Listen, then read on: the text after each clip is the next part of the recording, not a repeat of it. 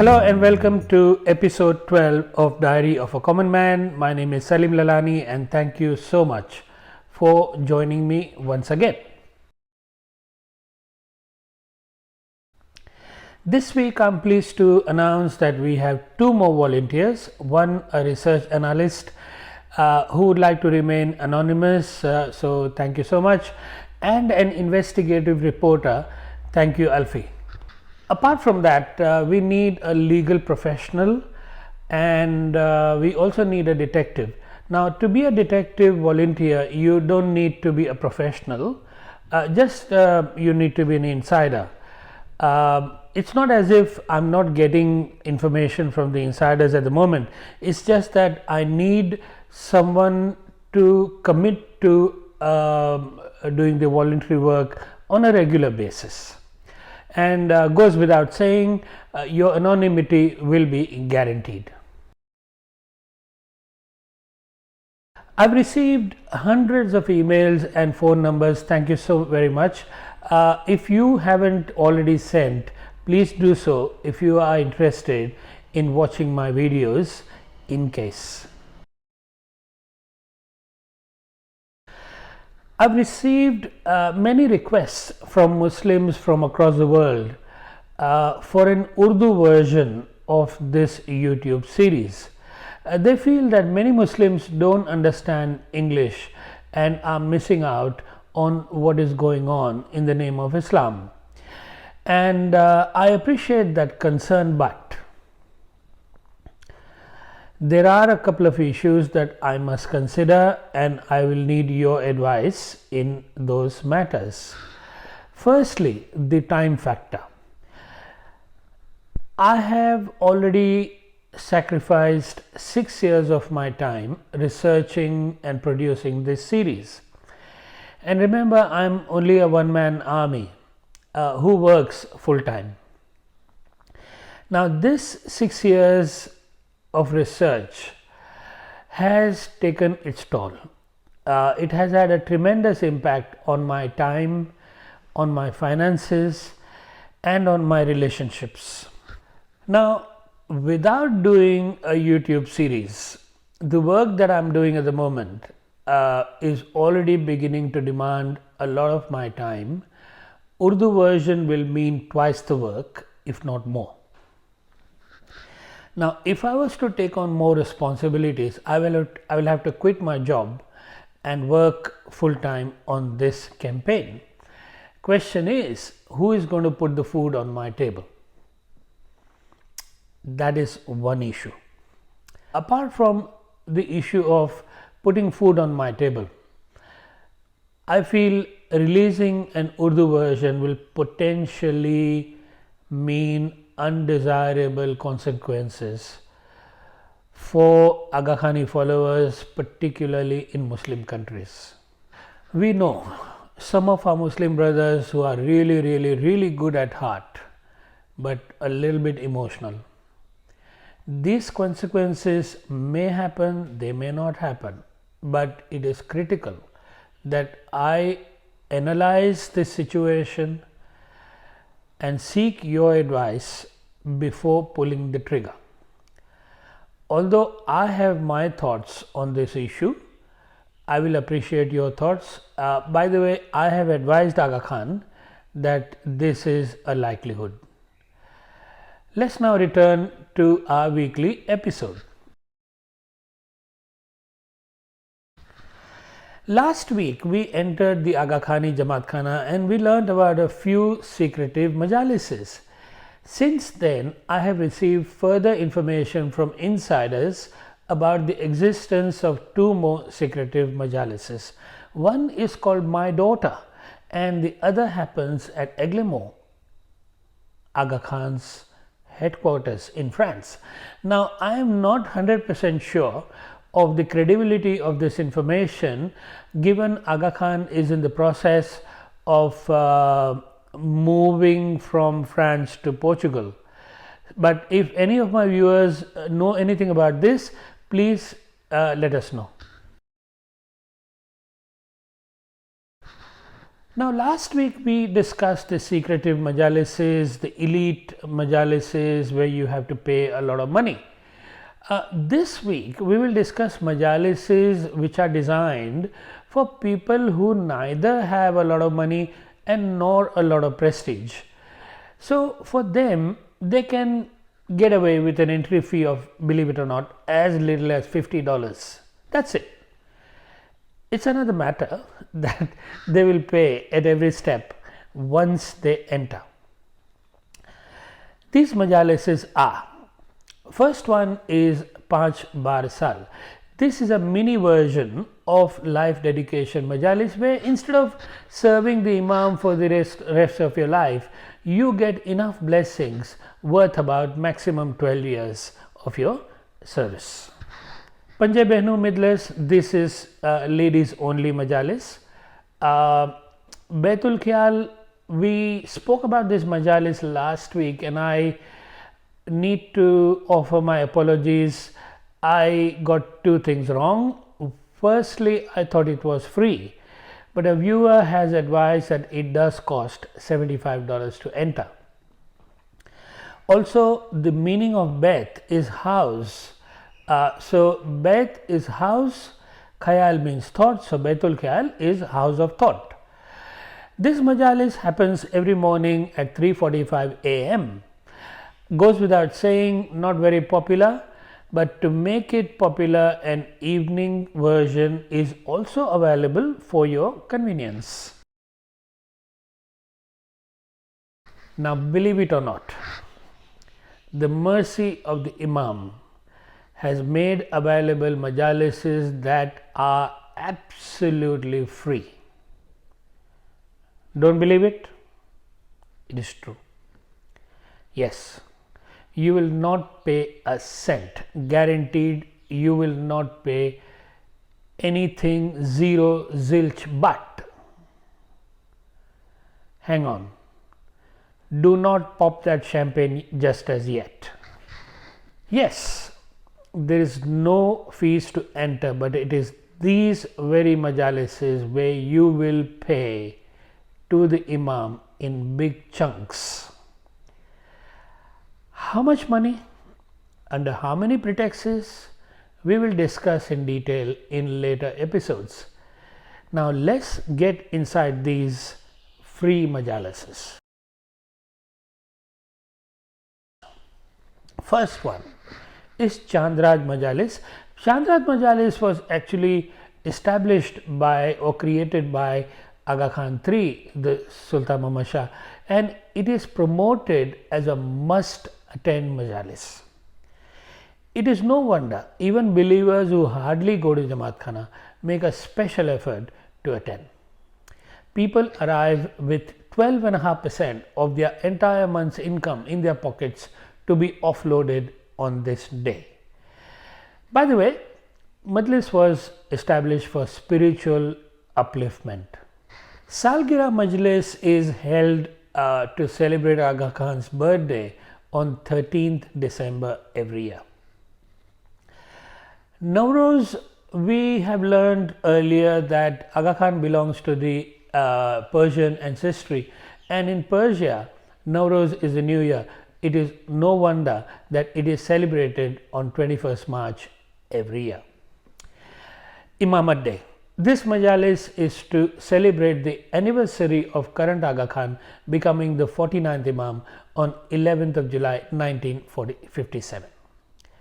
Now, these majalises, these three, Salgira, Nowruz and Imamat Day, are very, very special to Aga Khanis, and they are celebrated with great fervor, complete with dinner, entertainment, fashion and glitter. Without saying, they attract the largest crowd of all congregations in the year. Oh yes, I forgot. Even Islamic festivals are celebrated. They are free, these majalises. They do congregate on two Eids and offer a namaz in the morning. And apart from these, other occasions such as Eid-e-Ghadir, Shab-e-Mairaj, Miladun Nabi, etc. are also celebrated in the Jamaat Khana, but for some reason the attendance in these Islamic festivals is a fraction of that on the Imamat day. Mushkil Asan Satado. Satado means 7 days, Mushkil means difficulty, Asan means the resolution.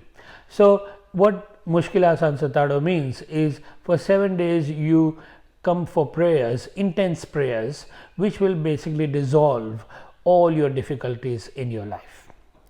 Aga Khanis believe when congregation prays in a union during a Satado, the Lord Aga Khan has no choice but to listen and resolve or dissolve all your difficulties.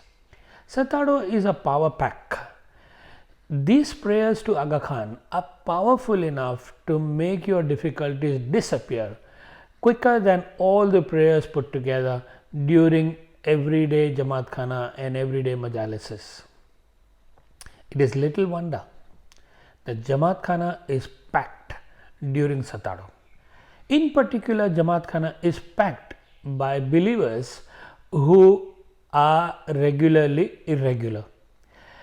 They say, why attend everyday Jamaat Khana when you can go once in a while, clear all the chances of disasters happening to you, and then come back next year for another round. As I said earlier, Satado is a power pack. It is only to be established in the event of extreme calamity. For example, a war, a natural disaster, or relief of some extreme difficulty on an individual or a family. Now, to gauge Aga Khan's performance as a destroyer of difficulties, all we need to do is to revisit the events of East Pakistan in 1971, and then that is not good enough. Go to Karachi in 2015 and go to Syria also in 2015, where people, Aga Khanis, are still living in fear on a daily basis. That's how much the Satado helps. Okay. Now, let's get inside the head of the Aga Khani believer. Let's get this. He never misses a Satado and he implores Aga Khan's mercy throughout his life. Then disasters happen, but magic, he cannot see that his prayers have failed. He cannot see that the Satado has failed. He cannot see Aga Khan has failed. He also cannot see that his pockets are a little bit lighter. He cannot see what is actually happening in real life. He cannot see there was no protection against murder, rape and displacement of the Murids. Now, he is unable to see that. So, what does he do? Does he question Aga Khan? Leave alone questioning the Lord. Even if he has a thought of questioning, he has been conditioned to believe he will go to hell after he dies. But before that, the rest of the believers will send him to hell. He will be ostracized. He will be looked down upon. He will be called names. And that is no less a hell than maybe the hell up in the sky. And this is what educated Ismailis do, progressive Ismailis do, and the Murids of Aga Khan do as we speak. So, questioning is out of question. You can't question. You can't use your intellect. No matter how much Aga Khan talks about intellect and faith, let him talk. The fact of the matter is you cannot use your intellect, full stop. Now, coming back to the Murid, he cannot see and he cannot question. So, what does he do? You can't see, you become blind, you can't question. What do? You attend another Satado without fail. This concludes our discussion on various majalises. We will now backtrack a little bit and we will start the Jamaat Khana from the beginning. How does it look like from inside? Prayer hall, religious education school, council room, healthcare center, cash counting room, marriage hall, library, all of the above can be easily imagined, but the prayer hall is a little unique. Imagine a rectangular room where worshippers are congregated in rows facing the longer wall. Let's call it the front wall. Men on one side of the hall and women on the other side of the hall facing the main wall or the front wall. Facing the congregation are the officials with rectangular wooden tables called parts in front of them. Now these officials include representatives of the Imam, Mukhi, Kamaria, who is Mukhi's assistant, members of the council, ex-leadership and people who lead the prayers. There is a podium bang in the middle of men and women's parts for addressing the congregation, and the back wall has a food auction platform and the money changing area. Two side walls display a large photo of Aga Khan which many people go and kiss. When a murid first enters the Jamaat Khana, they say Jamaat ke hai zanda, meaning Imam is present in this Jamaat Khana, obviously on a spiritual level. And the people who are already present respond by saying Kayam Paya, meaning we have the Imam forever.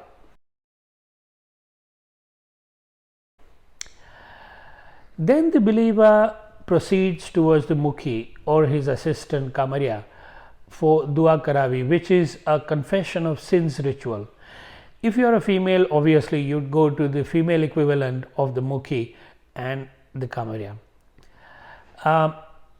Here the believer hands some money to the Mukhi, fold their hands in submission, look into their eyes, that is Mukhi's eyes, and confess that they are sinners from top to toe.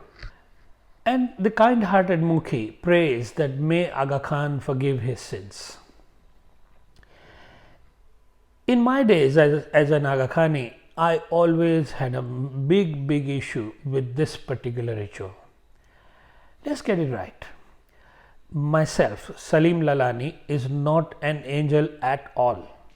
I stuff up from time to time. But I know for sure, I know 1000% that I am not a sinner from top to toe. So why does the system make me say what I am not?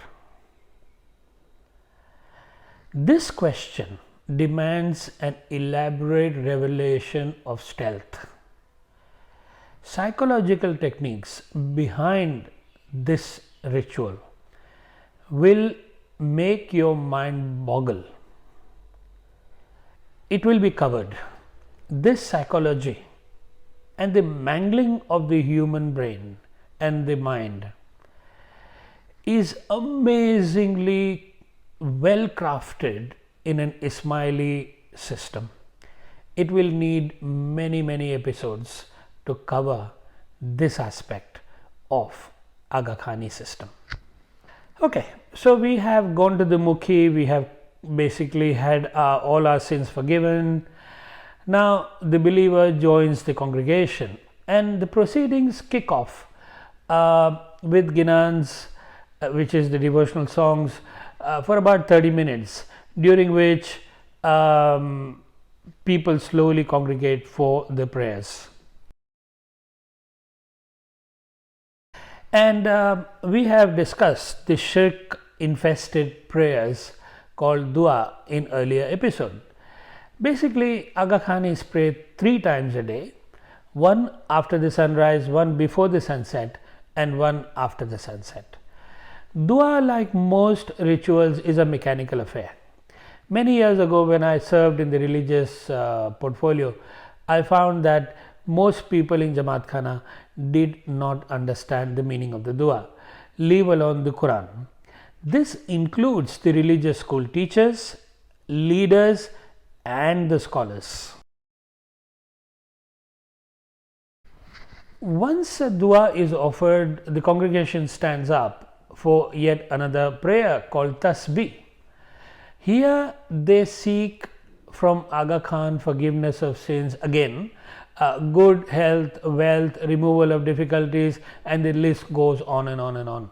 On certain occasions, following rituals are also on offer. A platform, a part, basically has small cups of holy water. Next to the cups of holy water is a plate. The ritual involves the believer putting money in the plate and picking up the small cup of water, make some wishes and drink the holy water. Now this water has become holy because it has been blessed by Aga Khan's touch. Believers cannot get enough of it. They drink it in Jamaat Khana, take it home, drink it before they start the day. I've seen people rubbing it on their arms and faces. Mehmani literally means hosting a guest. In Aga Khani terminology, it means to host the Imam. If Aga Khan should come to your home, what would you do?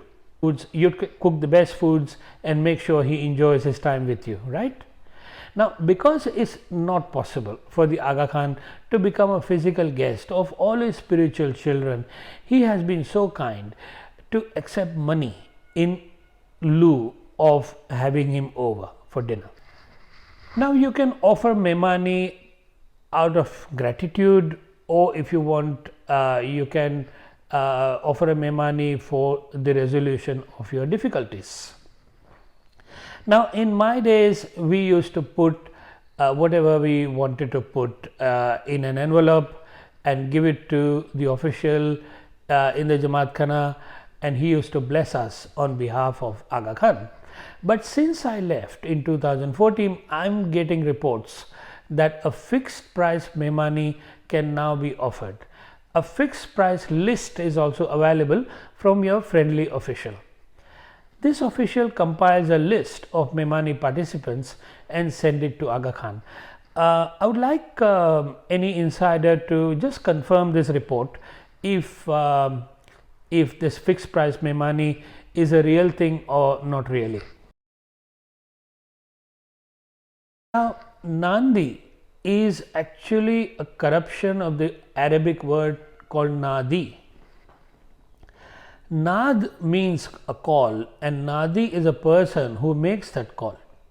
In Aga Khani terminology, Nadi means food auction or auction of either food or jewelry or whatever. Now, traditionally, whenever a believer attends a Jamaat Khana, he brings food for the Imam. This is also one type of mehmani. It is deposited on a wooden platform called pat. In big Jamaats, one can see a sea of food displayed on the pat. All this food is auctioned, and equal spiritual benefit is assigned to the bringer and the successful bidder. Proceeds from the auction goes to Aga Khan as religious revenue.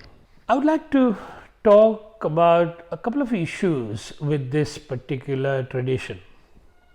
Firstly, I question, why does a spiritual child bring food for the spiritual father? Should it not be the other way around? Who brings food home? Your father or your child? Some people argue with me that even the Prophet auctioned different things from donations, O Male Ganima. Yes, he did. But he needed funds to run the Islamic campaign. Not only that, he was transparent about the funds being used. Is that the case with Aga Khan? Yet another aspect of Nandi is not only food is brought for the Imam for auction, but jewelry, precious stones and other items are also auctioned. But my real issue about Nandi is the auction of the food itself. Actually, it's quite ugly. Let me explain. Apart from living in Australia, I have been lucky enough to live in India and in Pakistan, and I have seen poverty firsthand. Not only that, I have seen and still know some poor people, some poor Aga Khanis. Making ends meet is a struggle on a daily basis, and then there are filthy rich people, filthy rich Aga Khanis. Now, poor people sometimes come to Jamaat Khana in the hope that they will be able to buy food at a cheaper price than buying raw material from the market or buying food from the market. But the concept of auction in Jamaat Khana has turned into a battle to show everyone that I am richer than you. I know some people personally who will not put the finger down if the bidding balloons out of proportion. The display of ego, I'm pretty sure, is a very common phenomenon across the Jamaat Khanas around the world. This race to display wealth is watched by the congregation as if they are watching a game of cricket. But the poor man watches this game with horror in their eyes. Maybe they may have to go without food on that day. Now, why would Aga Khan auction the food? Why would he not tell his followers to donate the food to the needy? I think my viewer knows the answer, but wait, there is more. Before the food is auctioned, that is Nandi happens, the food has already been auctioned. Confusing? Okay, let's go back. Every murid brought food from home and deposited on the path. Say 5,000 people brought the food. I'm talking about big Jamaat Khanas, and all that food is displayed on a massive part. Say there are 5,000 food items to be auctioned, which go at an inflated price.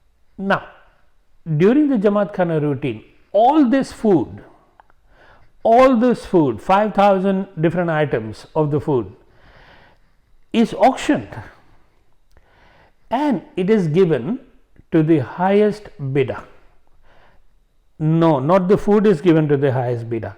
The food will be auctioned again during Nandi, but the blessing of having brought 5,000 food items is given to the highest bidder.